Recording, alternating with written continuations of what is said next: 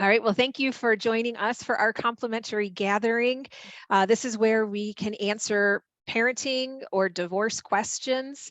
And as a reminder, if you ever have any questions that you'd like for us to address or talk about, you can let us know through our website on our contact form. If you have any of our contact information, you can email us. And if you'd like to join us for future meetings, again, let us know. We will send you the Zoom invitation. And we invite you to ask any questions in the chat. And if we have time, we'll address all questions. If not, we will save them for another complimentary gathering. But I should introduce our team here. I'm 𝗂𝗄𝗃. I am a mediator and attorney. I work primarily on all cases in the office, but you might have interaction with some of our team members, and I'll let them introduce themselves. Hi, my name is 𝗪𝗏𝗏. I am a paralegal and office manager here at the firm. I primarily work on the financial side of cases and assist Erin in her needs as they come up in cases and handle the office management. Hi, everyone. I'm Karen Hansel. I'm the administrative assistant for the firm. I'm usually, sometimes not always, but most of the time, your first point of contact through your contact forms and deal with the scheduling and logistics. And first point of contact usually for questions that you have, so we can field them to Tyler and or Erin as you need. Great. Well, thanks everybody for being here today. Not that there has to be, but if anybody has a parenting or divorce topic that maybe they want to cover, we could talk about that for a little bit.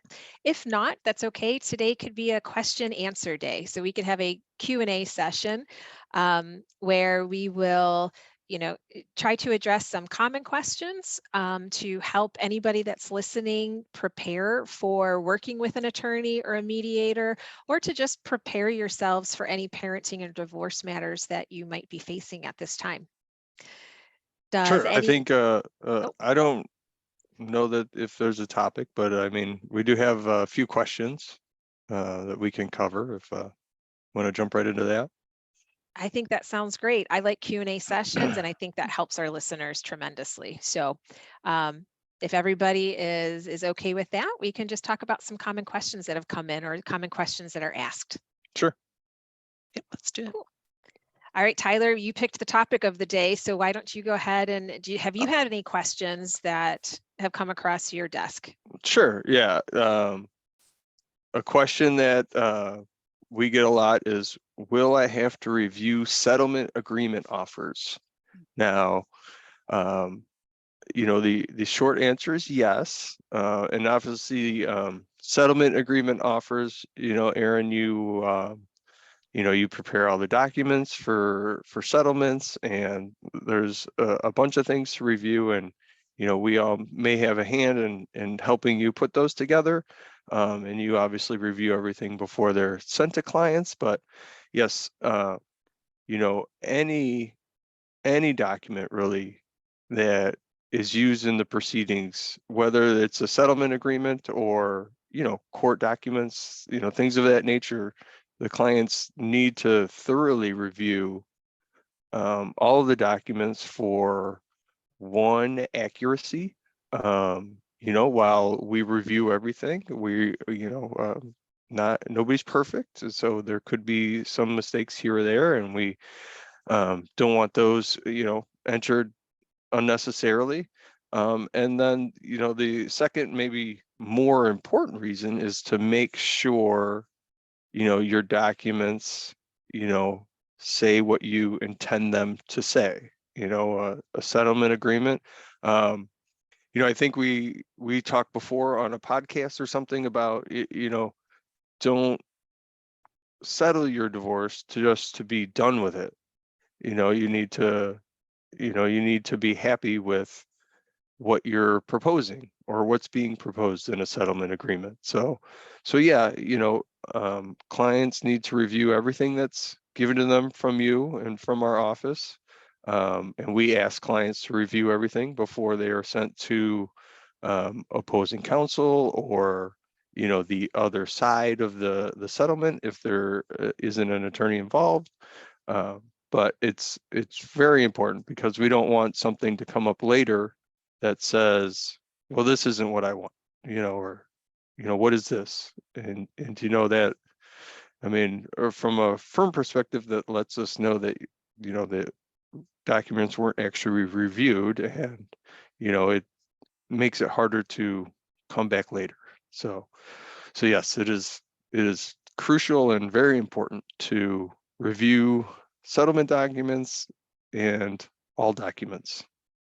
Very much so. Yeah, I agree. I think you're spot on there, Tyler, that from a procedural standpoint, our office will always have a client review anything that leaves our office, whether that is a letter, whether that is a pleading for the court, whether that's a settlement agreement.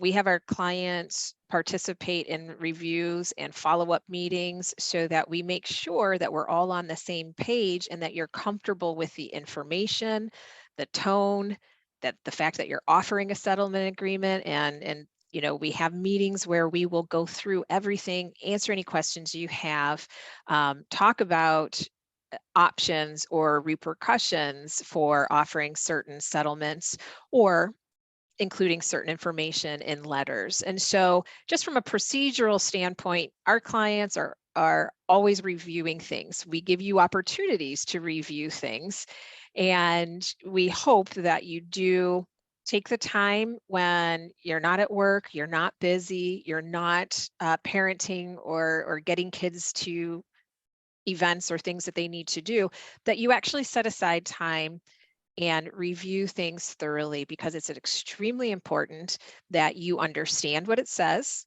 or that if you have any questions, you formulate your questions, or if you have any additions, that you let us know. And it can take a long time. Unfortunately, legal documents can be longer than other documents you might read.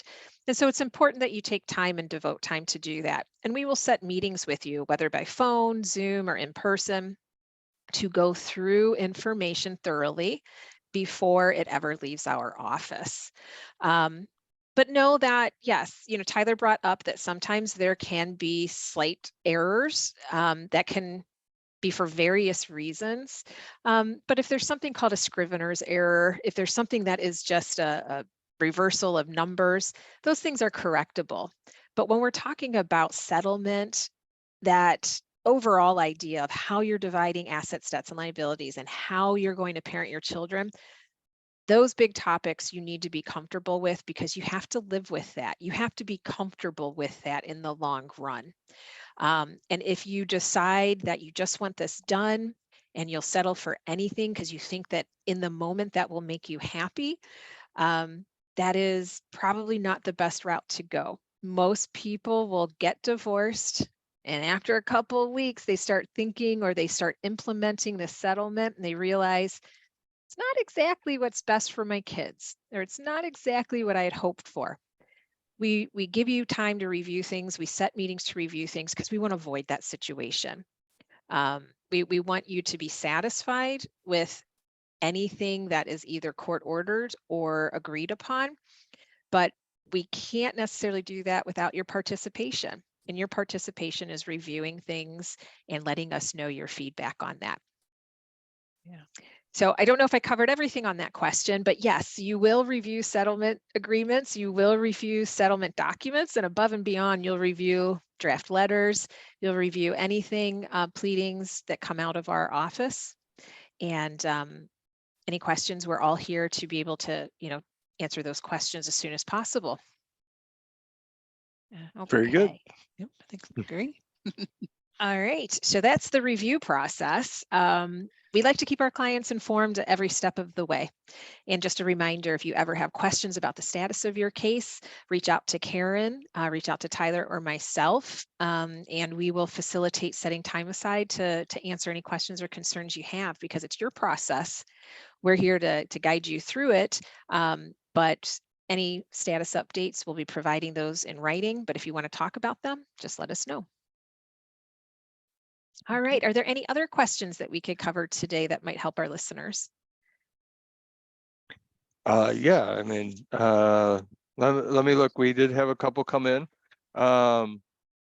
So, and I think maybe Aaron, you could handle this one, being the attorney.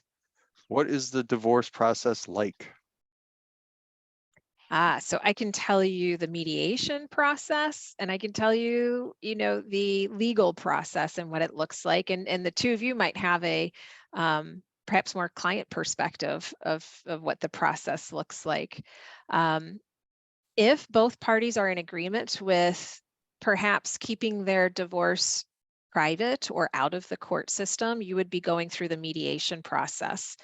And that divorce process follows a template where we try to have both parties speak with me on the phone about what mediation is. And mediation is where I act as a neutral mediator to facilitate communication between the couple and to educate them about all of the issues that need to be resolved in a divorce. And we will systematically, and with the help of agendas, work through all of the issues that need to be discussed, any information that needs to be disclosed to help those discussions. And we work through our agendas. And as we discuss and resolve issues, your process might be shortened depending on each party's willingness to either compromise or recognize the position of another person and agree to that. So your mediation process might be a couple sessions. If there's more work to do, if there's more disclosures that need to be made, if a person during mediation needs to consult with an attorney, that might add some time. And so you might have a longer process than your friend or your neighbor. But I would say on the whole, mediation, very straightforward cases with not complex finances or complex parenting issues. Perhaps we're looking at 3 or 4 sessions. If we have a complex estate or complex parenting issues, you might be 10 plus sessions. Mediation, though, however, is usually typically shorter than going through the court process. So I'm going to transition into the court process, or at least not doing mediation for your divorce process. And at our firm, our philosophy is to only use the court when needed. And to say that another way is to minimize court involvement in your case. We try to work with our client to learn their goals first. We then will develop your idea of a settlement offer based on your goals for how you would like your finances or parenting issues resolved. And then we'll loop in the other side to say, this is what we would like to resolve our divorce with. And we set out those terms to try to narrow issues. And so that process might take a couple of weeks because, again, you'll have homework, you have financial disclosures, you have to think about parenting time, parenting decision making. And these are all significant issues that I can summarize here in a few minutes, but emotionally, it can take a client a long time to get through that and to really think about what can they live with, what can they, what do they think is in the best interest of their kids. And so each client is different. You might have delays gathering financial documentation because of a lack of access, or you need to order electronic copies from an institution, and that can take some time. Or because of work obligations or other obligations, you might just not be able to focus on some of these difficult emotional issues for a while. So each client's process is different. It can take as much time as you need if we're not in the court system. If we're involved in the court system, they keep you on a tight leash. You have what are called status states maybe every 30 days because the court wants to check in and see what you're working on and see what you're doing. So what would my divorce process look like? To answer that, it depends on what process you choose. Is it an alternative dispute resolution process where you're trying to stay out of court? Or do you need the court's assistance? Generally, court assistance will mean it's going to take a bit longer, but it might be right for your case. And we're here to help you assess what might be good, what matches your goals. And everybody's process is different. Yeah, well, and I think that, I could just add to that real quick that, at our firm, right, we look for alternative dispute resolutions, as our main process that we try to engage in. However, processes can change during the case, and it's important to realize that, one, we're adaptable, but, the clients, yeah, we have a goal and we set goals and this is how we want to do things. And we do our best, to stay on those. But however, when you're dealing with separate parties, things can change, so it's good to just realize that, everybody's process is different. It can change, and, we're here to help, when those changes do occur. Yeah, that's a good point, Tyler, because we actually had a question earlier from a potential client that said, I think my husband filed for divorce. Can we still do mediation? And absolutely you can. Mediation, however, does take either both parties agreeing to mediate or a court ordering you to mediation. And sometimes courts will say, these are parenting issues. If you haven't resolved them, we are going to press pause on the court process and send you to mediation to work out your parenting issues and then come back and we'll resolve your financial issues. So you might have a divorce process that starts and stops, meaning you think it's going to go through the court system might send you to mediation. Or on the alternative, you might start out with mediation and typically you will resolve a lot of issues, but there might be a few issues remaining and there might be good reasons for why those can't get resolved, but you might need court assistance just to resolve those 2 or 3 issues that are left. So like Tyler said, it can be an adaptable process based upon your needs. In my experience, it is always better to try to resolve as many issues as you can out of court. And if needed, the court would be more than happy to resolve the remaining issues. The courts get backlogged when clients decide to have 100% of their issues in court, or they don't engage in mediation at all, or they don't engage in attempts to resolve some of the issues.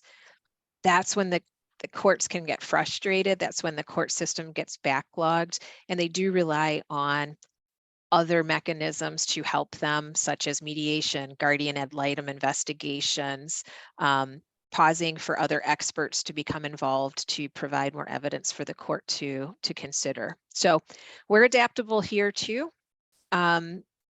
We can start mediation and then provide trusted referrals to attorneys that can help you resolve the remaining issues in court.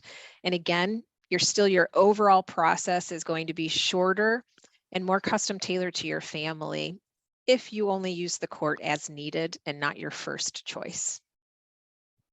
And, with that, with the last couple of minutes here, and it works well into this last question. The last question I think we have today is, can I do mediation if I'm not getting divorced? Or, can people who aren't married use mediation services? That's right. And Karen, I think that was a question that you had, right? Yeah. Can unmarried parties go through mediation? And absolutely they can. So you might have people that live together, that have accumulated assets together, that you don't really have a court process to help you with that other than a general civil process, to address if somebody's not paying the mortgage. You might have some civil availability, but you don't have per se a family law court that will help you because you weren't married. That's when mediation really helps those couples, because we can talk about things that matter to you as a couple, that can address the things that you created or acquired as a couple, and come up with a separation plan. And that plan then can help you divest or get rid of certain assets, how to divide certain assets. If you've got pets involved, who's going to either have custody of the pets, or are you going to share responsibility for those pets? If you have kids involved and you never were married, that can be similar to a different process and there is a courtroom that can help you, but mediation is still available to you to resolve your parenting issues, whether those are custody issues, visitation issues, decision-making issues, expenses, child support. And I would say for unmarried couples, that's when mediation really helps them more than a court can, because sometimes you're stuck between 2 or 3 different courtrooms trying to resolve financial matters and parenting matters and support matters. Whereas in mediation, we can address all of those. And again, your agreement's still at the end of the day going to be enforceable, but it's definitely a plan to get everybody on the same page to figure out what you're going to do with your assets, debts, and liabilities, figure out what you're going to do parenting wise. And mediation can really help you instead of dealing with many different, it's more complex, I guess I should say, if you're not married and you have assets and children involved, because there's not just one stop courtroom that can help you with all of that. Mediation can. Did that answer a question, or did I make that a little bit more difficult? No, I think, That works. you know, just to follow up to that, I think, like you said, I think mediation is probably, while it can't always be done, I mean, I think it is probably the best route for unmarried couples. You know, the courts are, you know, the courts have their ways of doing things, and, you know, court is very adversarial, right? And that's the nature of court. And, you know, while your case is special, you know, to the court, your case is a case in a long list of cases, you know, so it's not Yes. necessarily special to the court, you know, which, you know, I think there's benefits and, you know, to that, and, you know, also works against people, you know, in that sense. But mediation really for unmarried people is the way to go. Well, and I want to add, it's hard to step in a mediation room. I think you actually, you know, yes, court's adversarial, and I don't want to say that mediation is all, you know, rainbows and smiles. It's a lot of hard work, and people should realize that it's hard work. However, it is the opportunity to tell your story, to get a response directly from the other person, to have a neutral facilitator make sure both people support what they're saying, either with documentation or otherwise, and to have a neutral facilitator that is well-versed in the law can then explain to you and provide you with information about your options. So I don't want to say just because court is adversarial, it is. Mediation can be adversarial too. However, you get a lot of your work done. You will create an agreement that both of you can implement because you both created it. Whereas Yeah. in court, you might get a court order that, especially when you're not married, it really is a win-lose situation as it relates to assets, because it's either somebody's paying or somebody's selling or somebody's dividing. But when you go through mediation, you can discuss the ins and outs, the details that the court can't hear, and you can really address all of your issues. It's still a lot of hard work. Both of you have to agree to the benefits of it, but in the end, you get a much better outcome than you do as an unmarried person filing in many different courts trying to resolve your assets and your parenting issues. So with that, I think, you know, we are a little bit out of time today. I do have to get going to court. I apologize for perhaps not addressing all of the questions that might have come across our desks this week, but we will address those next time. Before we end, do either of you have anything else that we should cover before we end our meeting today? No, I think we've covered a good amount today. Yep, agreed. Thank you. Okay, well, just to summarize, we covered a lot about mediation. We covered, you know, what unmarried couples can do, and we covered reviewing settlement agreements and how important it is to review documents. If you have any other questions, please reach out to us. But until next time, have a good week.